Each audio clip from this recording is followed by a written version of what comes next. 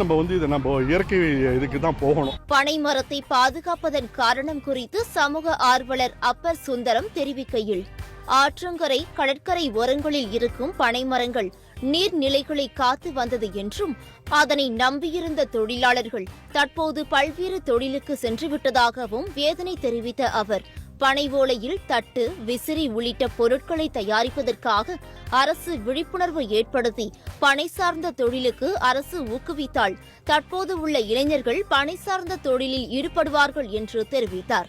பனை மரத்தை நமது மாவட்டம் முழுவதும் அதிக அளவில் உற்பத்தி செய்கின்ற ஒரு கடமையை இங்கே உயிரோடு வாழ்கின்ற நாம் அனைவரும் ஏற்றுக்கொள்ள வேண்டும். நம்முடைய திருமண நாட்கள், பிறந்த நாட்களில் குறைந்தது ஒரு பனை விதையாவது நட வேண்டும் என்ற எண்ணத்தை அனைவரும் வளர்த்து கொள்ள வேண்டும்.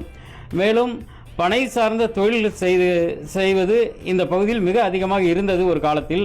தற்போது அவையெல்லாம் முற்றிலும் நலிவடைந்து அத்தொழில்களே இல்லாத சூழல் கூட சென்று கொண்டிருக்கிறது. பனை சார்ந்த தொழில்கள் அழிந்து வருகின்ற காரணத்தினால் அதனை வருங்கால சந்ததியினர் நன்கு உணர வேண்டும் என்ற ஒரே காரணத்திற்காக தமிழ்நாடு அரசு வேளாண்மை துறை சார்பில் மேலும் ஊக்குவிக்கின்ற உதவிகளை செய்கின்ற ஒரு போக்கினை தமிழ்நாடு அரசு மேற்கொள்ள வேண்டும் என்று கோரிக்கை வைக்கின்றோம். தற்போது உள்ள காலங்களில் பிளாஸ்டிக் பொருள் பயன்பாடு அதிகரித்துள்ளது. அதனை தவிர்க்க பனை சார்ந்த பொருட்களை தயாரிப்பதற்கு அரசு விழிப்புணர்வு ஏற்படுத்தி ஊக்குவிக்க வேண்டும் என்பதே